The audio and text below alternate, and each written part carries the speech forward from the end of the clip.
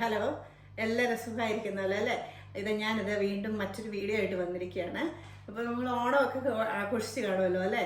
അപ്പോൾ എല്ലാവരും പായസവും പലതരം പായസവും എല്ലാം ഉണ്ടാക്കി ആഘോഷിച്ചെന്ന് വിശ്വസിക്കുന്നു. ഞാനും ഞങ്ങളുടെ ഓണത്തിന് അടപ്രഥമനായിരുന്നു ഉണ്ടാക്കിയത്. അതെനിക്ക് വീഡിയോ ഒന്നും എടുക്കാൻ പറ്റിയില്ലായിരുന്നു, കാരണം ഒരുപാട് കറികളും ഒത്തിരി കുക്കിങ്ങും ഒക്കെ ഉള്ളതുകൊണ്ട്. അപ്പോൾ ഇന്ന് ഞാൻ ഓർത്തു, ആ പായസം കുടിച്ച് കഴിഞ്ഞപ്പം എനിക്ക് വീണ്ടും ഒരു പായസം കുടിക്കണം എന്നൊരു കൊതി. അപ്പം അടപ്രഥമൻ ഉണ്ടാക്കാതെ ഇന്നൊരു പുതിയ പായസം ഉണ്ടാക്കാമെന്ന് ഓർത്തു. അത് നമ്മുടെ ചെറുപയർ വെച്ചുള്ള ചെറുപയർ പരിപ്പ് പായസം. അപ്പോൾ അതെങ്ങനെയാണ് ഉണ്ടാക്കുന്നത് നമുക്ക് നോക്കാം. ആദ്യമായിട്ടാണ് എൻ്റെ വീഡിയോ കാണുന്നതെങ്കിൽ സബ്സ്ക്രൈബ് ചെയ്യാൻ മറക്കല്ലേ. അതുപോലെ തന്നെ ഈ വീഡിയോ സ്കിപ്പ് ചെയ്യാതെ ഫുൾ കാണണം. കണ്ട് ഇഷ്ടപ്പെട്ടാൽ ലൈക്ക് ചെയ്യാനും ഷെയർ ചെയ്യാനും കമൻറ്റ് ചെയ്യാനും മറക്കരുത് കേട്ടോ. അപ്പോൾ ഇതിന് ആവശ്യമായ സാധനങ്ങൾ എന്തൊക്കെയാണെന്ന് ഞാൻ പറയാം. ഞാനിവിടെ ഒരു 250 ഗ്രാം ചെറുപയറാണ് എടുത്തിരിക്കുന്നത്, ചെറുപയർ പരിപ്പ്.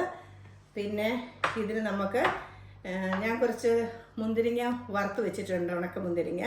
അതുപോലെ തന്നെ അണ്ടിപ്പരിപ്പും പിന്നെ കുറച്ച് തേങ്ങ ചെറുതായിട്ട് കൊത്തി എറിഞ്ഞ് അതും വറുത്ത് വെച്ചിട്ടുണ്ട്. പിന്നെ അതുപോലെ തന്നെ കുറച്ച് ഏലക്കായും കുഞ്ഞു ജീരകവും കുറച്ച് പഞ്ചസാരയും കൂടെ ഞാൻ പൊടിച്ച് വെച്ചിട്ടുണ്ട്. പിന്നെ നമുക്ക് വേണ്ടിയത് ശർക്കരയാണ്. അത് ഞാൻ ശർക്കര പാനിയാക്കി കുറച്ച് വെള്ളം ഒഴിച്ചാൽ മതി, നല്ല കട്ടിയിലുള്ള പാനി വേണം. അതിങ്ങനെ ഉരുക്കി വെച്ചിരിക്കുന്നതാണ്. പിന്നെ ആവശ്യമുള്ളത് തേങ്ങാപ്പാൽ. അത് ഞാൻ 3 തേങ്ങ പിഴിഞ്ഞ് അതിൻ്റെ 2ാം പാലും 1ാം പാലും എടുത്ത് വെച്ചിരിക്കുകയാണ്. ആദ്യം നമ്മൾ 2ാം പാലാണ് ഒഴിക്കുന്നത്. അപ്പോൾ ഇതാണ് അത്.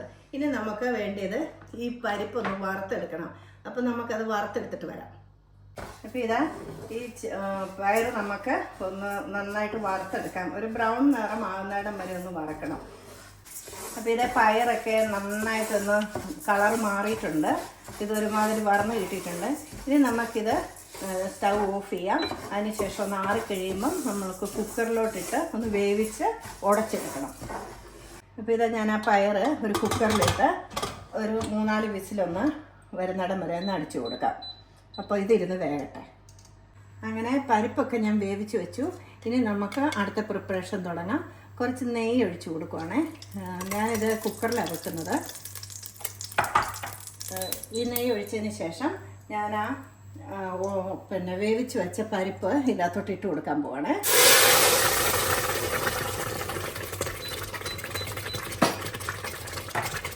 ഇതൊന്ന് ആ നെയ്ക്കകത്തൊന്ന് മിക്സ് ചെയ്തതിന് ശേഷം, ഇത് നല്ലപോലെ വെന്തതാണ്. ഇനിയിപ്പോൾ ഈ നെയ്ക്കകത്തൊന്ന് മിക്സ് ചെയ്തതിന് ശേഷം ഞാൻ നേരത്തെ വെച്ച ശർക്കരപ്പാനി ഒഴിച്ചു കൊടുക്കാം.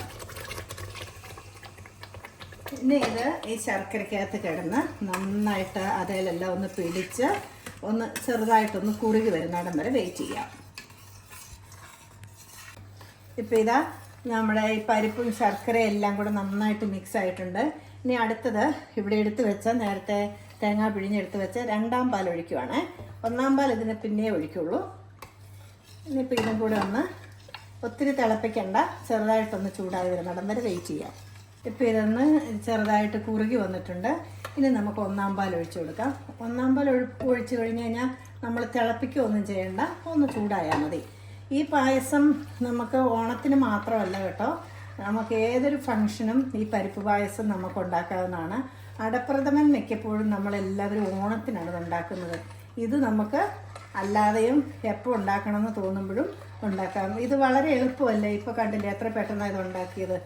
അപ്പോൾ ഇതൊന്ന് ചൂടായിട്ടുണ്ട്. ഇനി നമുക്കിതിൻ്റെ അകത്ത് ഈ വറുത്ത് വെച്ച് നെയ്ക്കകത്ത് വറുത്താണ് ഓരോന്നും ഇട്ട് കൊടുക്കാം. ആദ്യം ഇതാ ഞാൻ തേങ്ങാക്കൊത്ത് ഇട്ട് കൊടുക്കുവാണ്. അതുപോലെ തന്നെ ഈ മുന്തിരിങ്ങ വറുത്തത് ഇട്ട് കൊടുക്കുന്നു. ഇനി നമുക്ക് ഈ അണ്ടിപ്പരിപ്പ് ഇട്ട് കൊടുക്കാം. പിന്നെ തീ കുറച്ചേ വെക്കാവുള്ളൂ, കാരണം ഇത് പിരിഞ്ഞു പോവല്ലേ.